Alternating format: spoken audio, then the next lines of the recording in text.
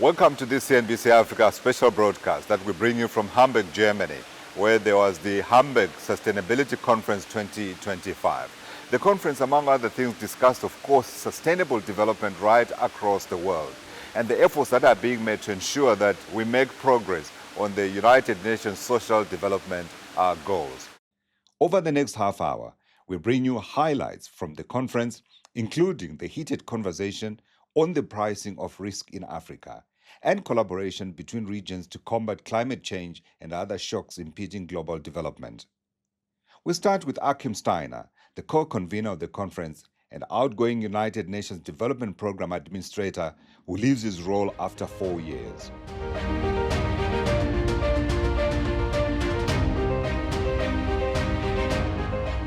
What we often face when we talk about sustainability is it a, let's say, optional thing to act on, or is it an imperative to act on? And this has been, for the last 2-3 decades, our debates about, do individual species matter to the future of humanity or indeed the planet? Does it matter that we have a, ppm concentration in the atmosphere that is higher than, recorded since thousands of years? And I think the point that we have now reached, I think, despite sometimes individual countries for their own domestic political reasons, speak the US, for example, on climate change stepping back, is that the world, I think, has realized that it has to transition into a, let's say, more sustainable economy of the future. The challenge we face right now is that many of the signals that would make a project bankable are not that the project is actually, somehow not smart enough or, worse, it's just stupid and therefore not interesting to business.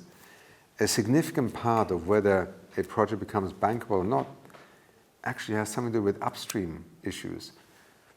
For example, what is the subsidy regime?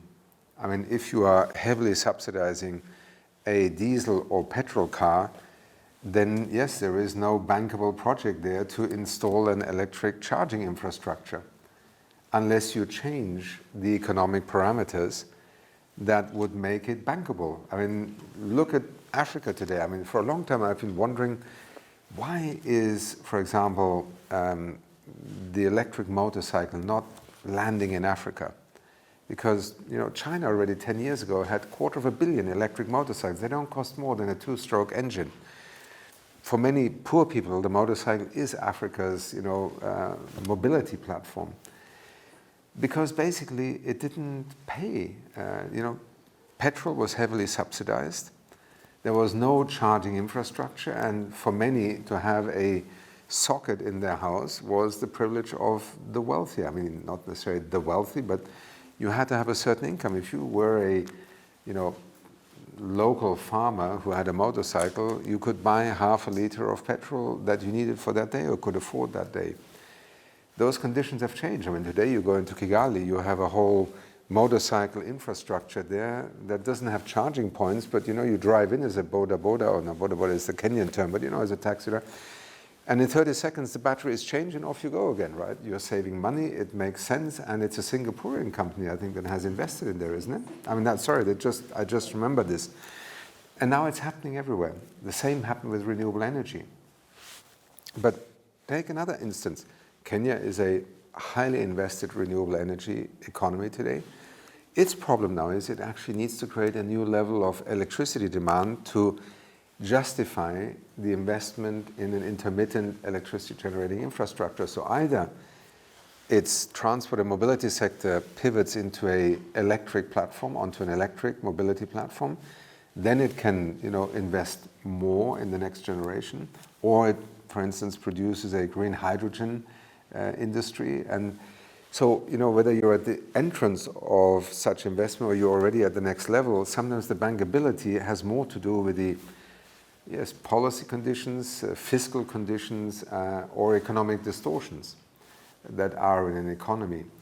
Because I've now, to be honest with you, I've worked 30 plus years in this sector. I've been living with, there are no bankable project narratives for all these 3 decades.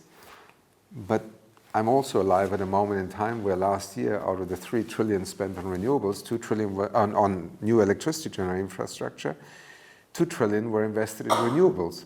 So something has obviously changed. And the same project, because it's still photovoltaics, it's still wind turbines, it's still geothermal, suddenly became highly bankable. I mean, at its simplest, you can go back to this country's policy about 20 years ago when the Energiewende, which is the energy transition, began.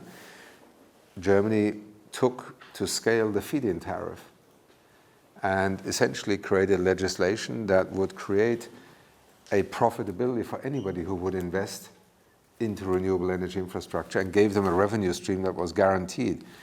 Interesting enough, where Germany started was relatively high, and within 2 or 3 years they regretted starting that high because actually the threshold was much lower. Suddenly, when you might have had 1 bankable project, you had 100. So I hope that answer gives you a sense that I think we have as much to look at the quality of the, let's say, design of an investment project as we have to look at the economic context in which either a technology switch or a transition towards cleaner energy becomes viable or not. Finally, there is a legacy economy. You know, when you go into a transition, let's say you have been a coal-fired or a gas-fired electricity generating economy, it does take investments that, the question then arises, is it the public sector, i.e. the government, that pays for that transition into a new, electricity infrastructure, or should it be the private sector? Now, much of our own development history over the last 100, 150 years always had the government step forward when there was a big technological change to put in place the infrastructure. Today we have a digital public infrastructure that is de facto the roads and rails and bridges of the 19th century.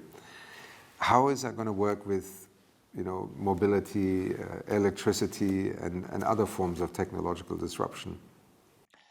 The keynote address was delivered by Lars Klingbeil, the German Vice Chancellor and Minister of Finance, who passionately defended multilateralism and outlined Germany's continued engagement in sustainable development and partnerships with the Global South. When Minister Rim Alabali Radovan invited me to open the second day of the Hamburg Sustainability Conference, I said yes right away, because I want to promote policies that build bridges to a better future, a fairer future with closer international cooperations, more sustainability and more equality.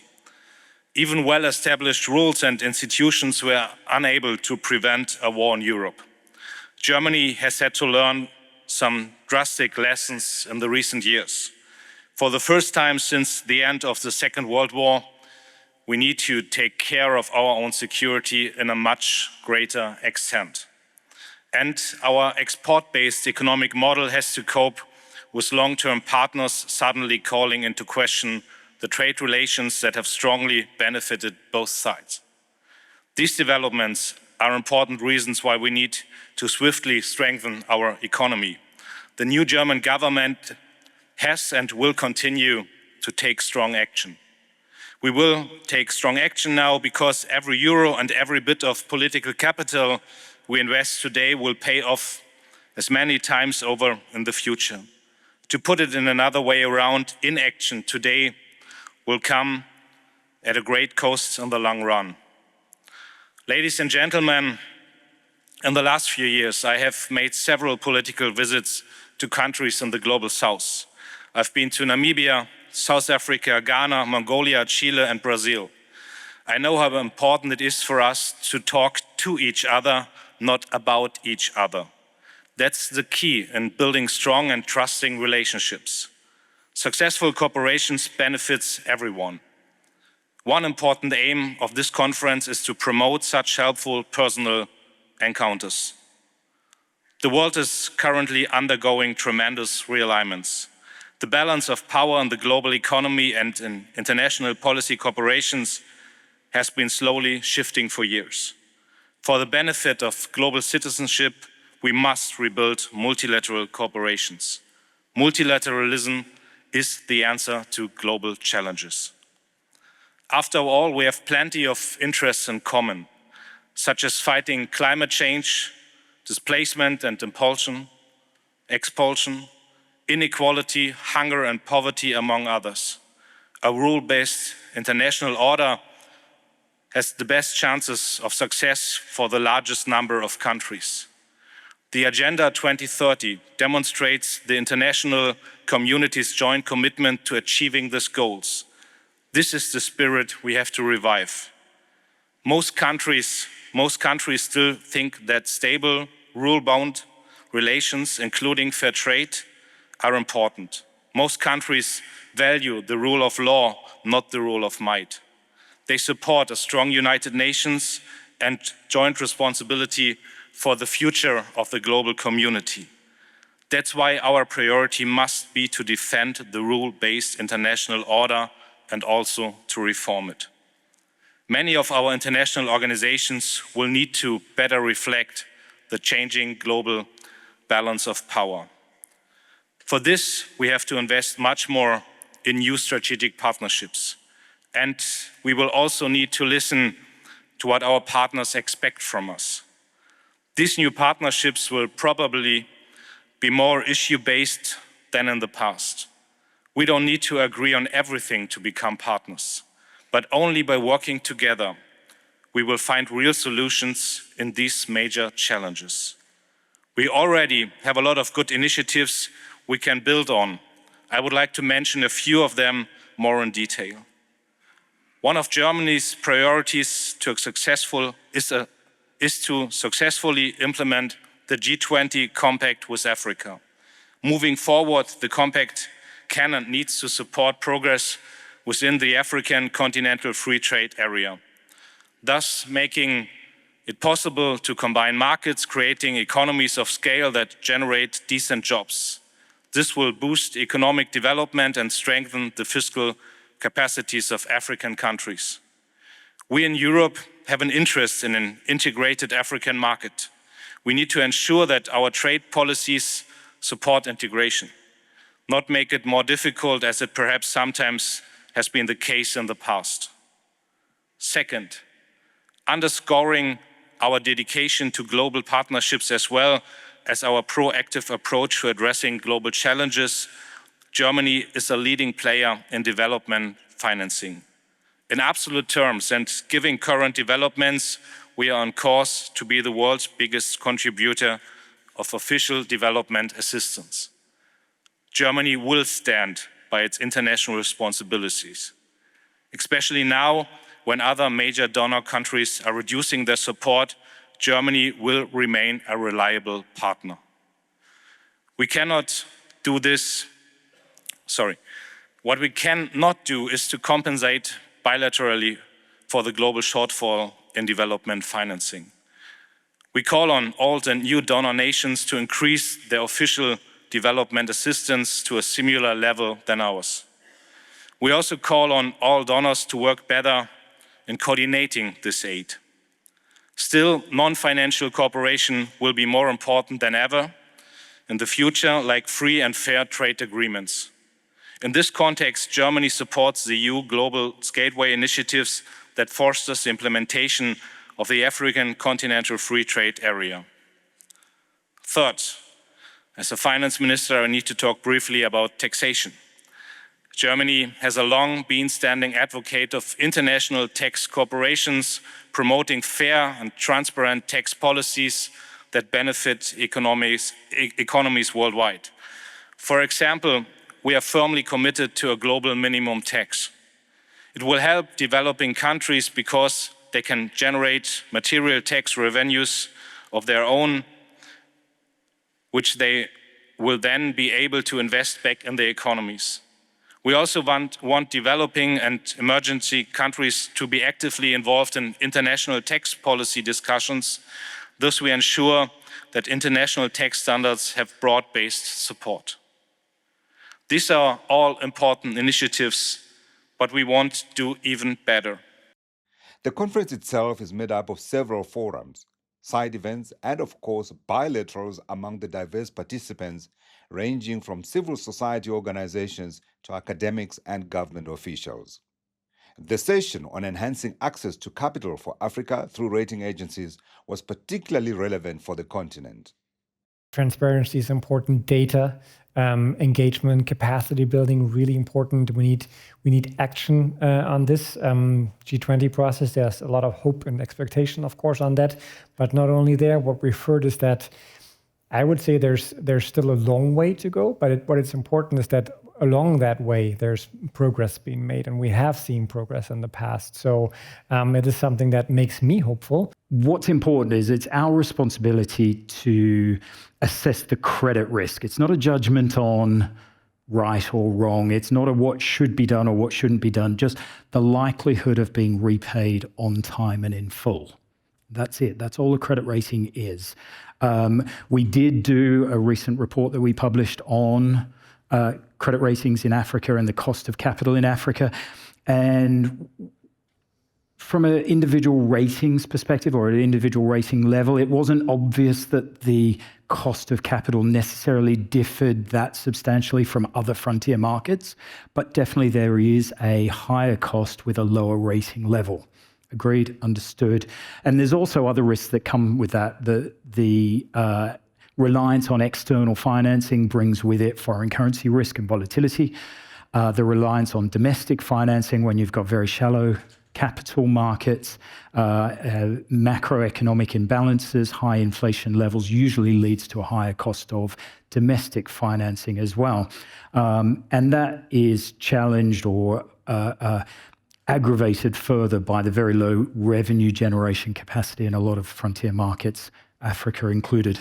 It's not our remit to prescribe what governments should do, but we do recognize when governments are making the efforts and are improving their creditworthiness. When you're talking about the sharing and mitigation of risk, you're talking about how you can also reform the global financial architecture so that MDBs, for instance, that plays a key role in that area, can do it in a better way. And I think so long as we are not able to address those issues, it's going to be very difficult to reduce the cost of capital, because I think what we might end up having is this situation where actually we have huge perceived risk, and sometimes that perception of risk is even more damaging than actual risk, and that's what is happening. So if you're able to very much put all those actors together and find the way to very much find the solution, and I think we will be able to reduce the cost of capital. One last point, I think when the MDBs under the G20 leadership actually felt like their callable capital was not valued enough, the global community actually called the CRA, the credit rating agencies, MDBs, and all around the table, and they tried to find a solution. We should do the same thing with also when it comes to cost of capital, when it comes to also how African countries are rated, and how the risk is priced in those countries. If we do so, I think there is potentially a lot of sort of positive implication that can hopefully facilitate their ability to mobilize low-cost financing. We also caught up with two ministers, Jael Clark from the Ministry of Sustainable Development, Environment and Climate Action in St. Kitts and Nevis, and Katharina Fedgebank, Senator for the Environment, Climate Action, Energy and Agriculture in Germany. Because we're seen as a high-income country, it's hard for us to access overseas development aid. Our GDP per capita prevents us from accessing grants and concessional grants, in particular, concessional finance. So we have to work around that, partner with countries around capacity strengthening, project development, etc. But on the other hand, it's everything from slow onset challenges like drought, which we've been having, I think, 10 to 12-year drought now. So water rationing is a reality, like perhaps over 10 years. We've just, at 5 o'clock in some cases, the water is off. And for everyone? For almost everyone, between 5 and 7 in the evening. There is also, as a coastal nation, we have most of our infrastructure on the coast, most of our development, most of our communications and telecoms. It's coastal, so every time there is like a hurricane episode or, you know, yes. And of course, because we're heavily reliant on fossil fuel, the energy bill is very high, and that's our biggest challenge, like transitioning to renewable energy. And we've started that in earnest because we have geothermal resources on the island of Nevis, but to really harness that power and make it make sense for our grid, we have to connect St. Kitts and Nevis via underground cable. We're 2 miles apart. How far? 2 miles? 2 miles at the closest distance. And then, of course, we'll have to do grid upgrades, etc. But luckily, we have regional partners and international partners like the Green Climate Fund who are very much interested in seeing this project manifest. In other cases, our transition is around solar energy, so we're currently working towards a 50 megawatt solar PV and battery storage project and another 25 megawatt project. Is that in cooperation with any other country or NGO? Yes, so IGO? The largest one is a competitive procurement process, and the second one is a possible partnership with the UAE. Okay. So we do have governments who want to support the transition. So we're trying, and I think I let the PS come in on the social side of things, because for us in 2022, that was the first time we had the Ministry of Climate Action. Like, we decided as a government it was important to let everyone know we were serious about climate action, and also to translate that for the general public. Like, why do we have to focus on climate change now? Why do we have to focus on sustainability? And I wouldn't say it's been a fight. I think it's been a process of changing the narrative, of saying sustainability matters, climate matters, getting into the schools, having a stronger education program, and really pushing the messaging of energy, waste management, pollution, managing pollution, biodiversity, climate, sustainability. A lot of messages, but the only way we're going to be successful as a very small government is to ensure that the people are on board with this whole transition process. So you bring in government people, you bring in business people, you bring in civil society, academia. So let's just talk a little bit about some of the practical solutions you're hoping that you'll be able to get out of the conference. It's very important not only to talk about the Sustainable Development Goals, not only to talk on an abstract level on how to improve the world we live in, but we are facing heavy challenges and we have to tackle them together. For instance, climate change, but also fighting inequalities, picking up on the topic of climate change.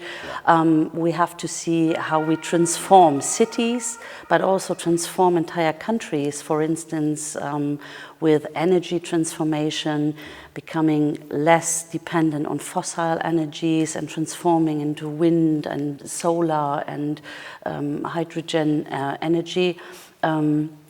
The mobility aspect is very, very important, and here the cities can be the front runners really of these developments, just to give you 2 examples. Yeah, and what lessons do you think you would have for Africa, for instance? Because obviously you also are dealing with climate change, but I think on the continent we all recognize the impact is probably going to be larger because of a lack of resources. First of all, climate change is a bread and butter topic. It's not a nice to have. And you have to create an awareness starting from a very early age onwards, starting off in kindergarten or in primary school, creating an awareness that is our world and our future we have to shape, and that we have to reduce inequalities on the one hand, and on the other hand really try to do everything to fight climate change and then adapt to climate change on the other hand. And therefore you need cooperations and collaborations. For instance, from Hamburg, we have just initiated a cooperation with different universities and research organizations in Ghana, in Accra and in other places in Ghana, really to come up with concrete solutions to all issues connected to climate change. Yeah, financing is a big challenge, especially in these times where, number one, security is becoming an issue again, and then secondly, of course, when you talk about the African continent, fiscal budgets are absolutely constrained. Are there any innovative solutions that you have practiced here in Germany that perhaps we could look at on the African continent?